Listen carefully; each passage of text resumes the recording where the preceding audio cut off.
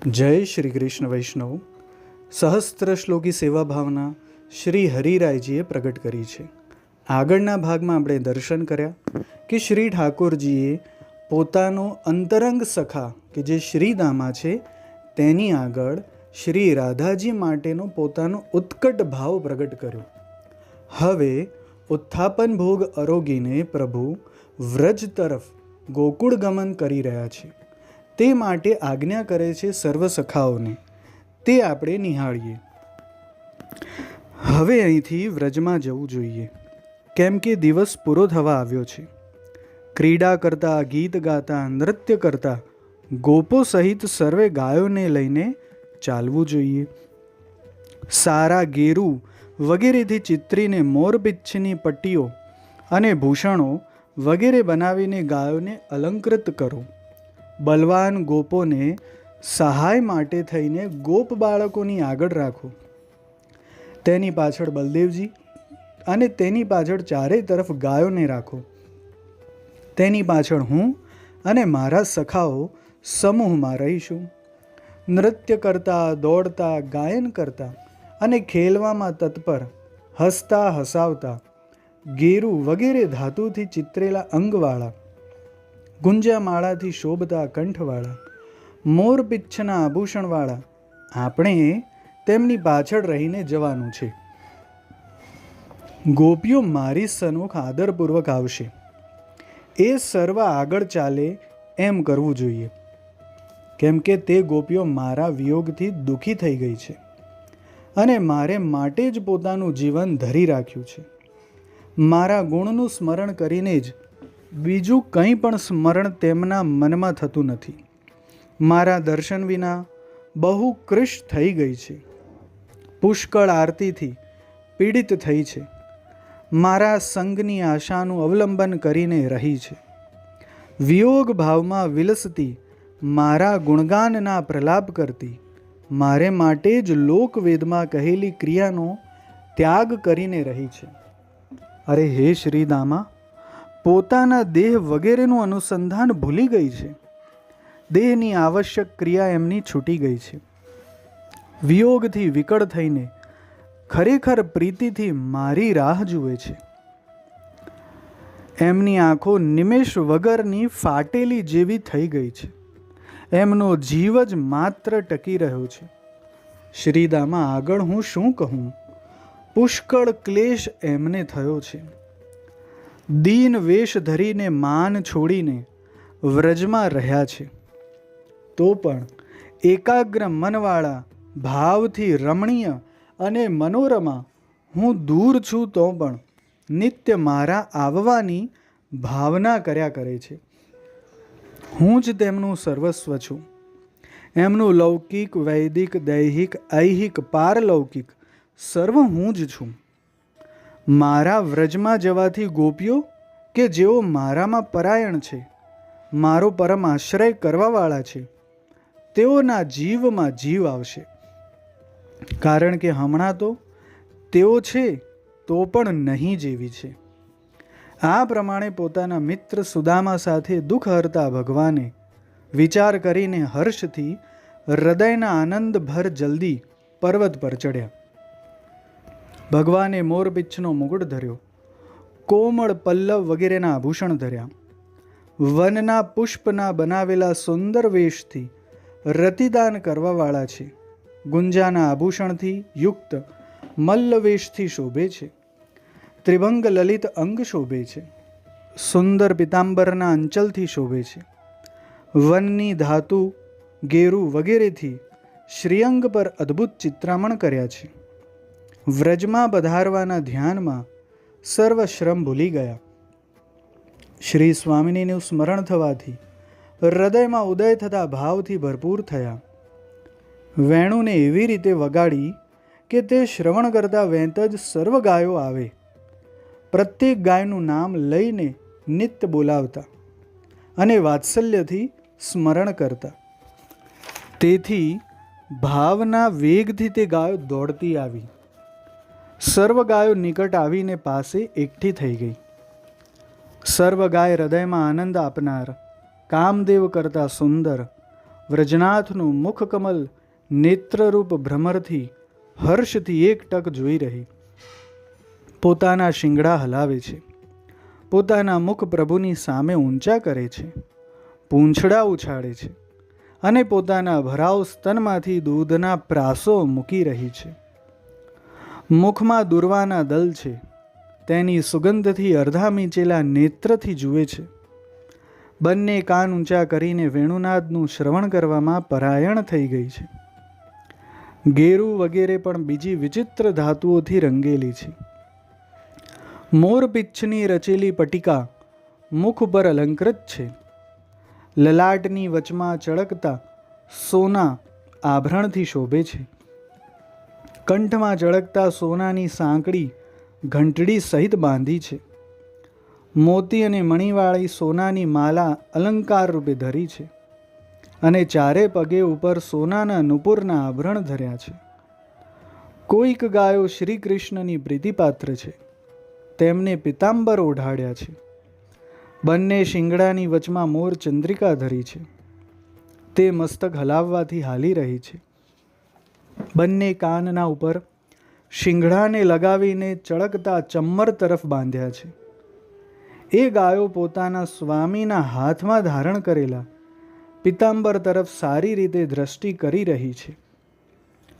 મોર પિચ્છનું ચમ્મર ચળકતું હાલે છે, તેના આંદોલનની સામું જોઈ રહી છે. પોતાના શિંગડા હલાવવાથી પોતાના ચંચલ ભાવોનું સૂચન કરે છે.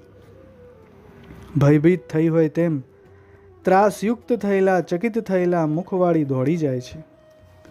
પોતાના સ્વામીનું મુખકમલ જોવાને ઉત્કંઠાથી વ્યાકુળ થઈ છે. ગોપાલના કરના સ્પર્શથી પરસેવાવાળી રોમાંચયુક્ત થઈ ગઈ. વેણુનાદથી ગતિ સ્થિર થઈ ચિત્રમાં ચિત્રી હોય તેવી ઊભી રહી. દાંતમાં ઘાસનો કોળિયો કરડી રહ્યો છે. સર્વ કાર્યમાં અરુચિ થઈ ગઈ. પૃથ્વી પર લાગેલા ભગવાનના ચરણકમલના ચિહ્ન જોતી જોતી ભગવાનની પાછળ ચાલવામાં પ્રીતિવાળી છે. ભગવાને પોતાનું પિતાંબર ઉછાળીને ચો તરફ ફેરવ્યું. તેથી વેણુનાદથી બોલાવેલી ગાયો જલ્દી પાસે આવી ગઈ. આગળથી બાળકો સહિત શસ્ત્રધારી ગોપોને મોકલ્યા. તેની પછવાડે સર્વ ગોધનને એકઠું કરીને જુદા જુદા ટોળાઓ કર્યા. પછી પોતે ગોપોથી વીંટળાઈને વેણું વગાડી. ગોપ બાળકો પણ સિંગડી બજાવતા જલ્દી ચાલવા લાગ્યા. જેમ કમલના પત્ર ચારે તરફથી કમલને ઘેરી લે છે, તેમ ગોપોએ પોતાના પ્રભુને ઘેરી લીધા. વનમાં પોતે ભગવાનના યશનો અનુભવ કર્યો હતો તે શુદ્ધ યશનું ગાન કરવા લાગ્યા. વનના ગેરુ, કોમલ પત્ર, પુષ્પ વગેરેથી પોતાના અંગને ચિતર્યા છે. એવા અનેક આભરણ યુક્ત થઈને મત્ત થઈને હાથમાં લાકડીઓ લઈને ચાલે છે. કટી પર શિંગડીઓ વગેરે ધરી છે. ગોપ વેશથી શોભી રહ્યા છે. પોતાના નાથ શ્રી કૃષ્ણનું ગાન સાંભળીને હૃદય આનંદથી પ્રફુલ્લિત થયા છે. અનેક પ્રકારના વાજા બજાવે છે, કૂજન કરે છે. ગોપ વેશધારી પ્રિય પ્રભુને સંતોષ આપે છે, તેમને હસાવે છે. ગોવિંદ ભગવાને પણ આશ્ચર્યયુક્ત ફલરૂપ શ્રીઅંગ ધારણ કર્યું.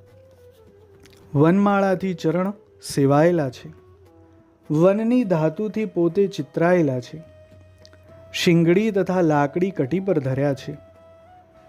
જઠર પર પિતાંબર લપટેલું છે. નૃત્ય કરે છે.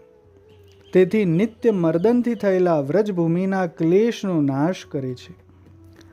ડાબા હાથથી કમલને ફેરવતા વનમાલા પર બેઠેલા ભ્રમરોને ઉડાવે છે. ફૂલ ખીલેલા વૃક્ષોને જોતા જોતા ચાલે છે. પુષ્પવાળી લતાઓને પોતાના નખથી ચાંપે છે. ફલની ભેટ ધરવાને પોતાની ફળયુક્ત શાખાને નીચે નમાવતા વૃક્ષોની પ્રશંસા કરે છે. પુષ્પલતા અને પત્ર વગેરેના ઉપયોગનો એ પ્રમાણે બોધ કરે છે અને વ્રજભૂમિને પોતાના ચરણનો ગાઢ સંબંધ કરાવતા દોડે છે. રસ્તામાં ચાલતા નિકુંજોના દર્શન કરે છે.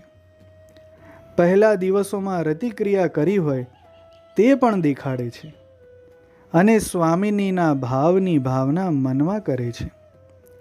તેમ કરતાં કોઈક વાર માર્ગમાં ઉદાસ થઈ જાય છે, કોઈક વાર આદર સહિત ચાલે છે, કોઈક વાર નેત્રને મીંચી દે છે અને કોઈક વાર નેત્રમાં અશ્રુ આવે છે.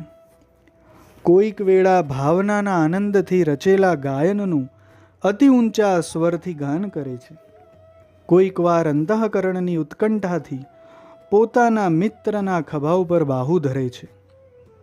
કોઈક વખત વેણું વગાડતા જંગમ વસ્તુને સ્થાવર કરી દે છે અને વૃક્ષ આદિ સ્થાવર વસ્તુને આંતરે આનંદનું દાન કરે છે. ત્યારે તેમને રોમાંચ થાય છે. મધુધારાનો સારી રીતે આવિર્ભાવ થાય છે. ભગવાનના લલાટ પર પરસેવાના બિંદુ શોભે છે. અલક ગોરજથી વ્યાપ્ત થાય છે. પોતાના સ્વરૂપમાં 10 પ્રકારના રસ પ્રગટ કરે છે.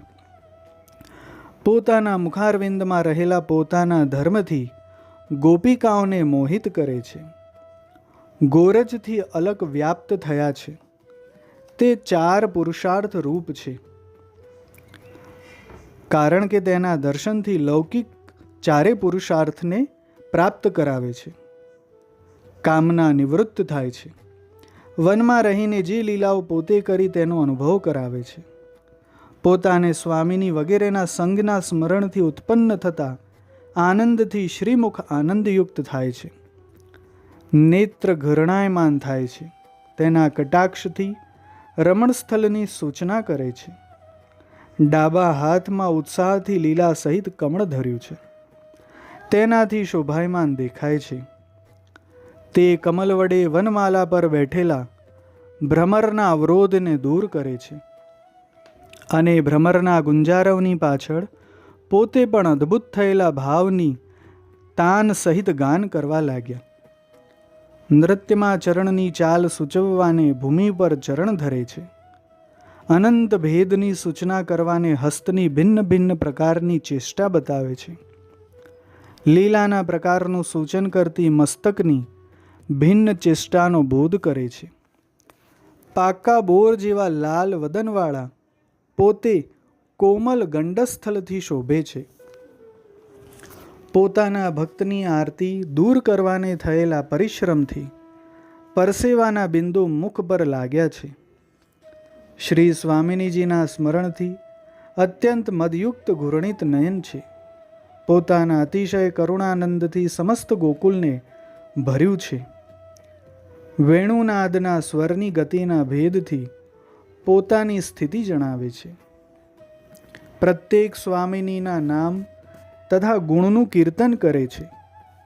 ગોપીજન હવે આવશે એવા જ્ઞાનથી હર્ષથી લોચન પ્રફુલ્લિત થાય છે. ગોપીજનના સ્નેહથી મનમાંથી ધીરજ જતી રહી છે. વિરહથી ઉત્કંઠાને લીધે વ્યાકુળ થઈ ગયા છે. પોતે અપરાધી હોય એમ પોતાના કૃત્યના દોષ વિચારી રહ્યા છે. સર્વાત્મ ભાવવાળી ગોપીના ભાવની ભાવના કરવામાં શિરોમણી છે. સંધ્યા સમયે પ્રભુ પ્રકટ મૂર્તિમાન કામદેવ જેવા દર્શન આપે છે. વિક્ષેપક તથા આચ્છાદક વગેરે 2 શક્તિ સહિત લાવણ્ય અમૃતના સિંધુમાંથી ઉત્પન્ન થતી લહેરીથી મુખ છવાઈ ગયું છે. શ્રી યશોદાજીના જન્મને સફળ કરે છે. સત્પુરુષના આશ્રયનું સ્થાન છે. વ્રજના તાપને દૂર કરે છે. એવા ભગવાન વ્રજની સમીપમાં પધાર્યા. આમ ગાયો સાથેનું ગોકુલ ગમન આ લીલાનું ભાવન કરતાં કરતાં આપણે આવનારા વિડીયોમાં આગળની લીલાના દર્શન કરીશું. જય શ્રી કૃષ્ણ.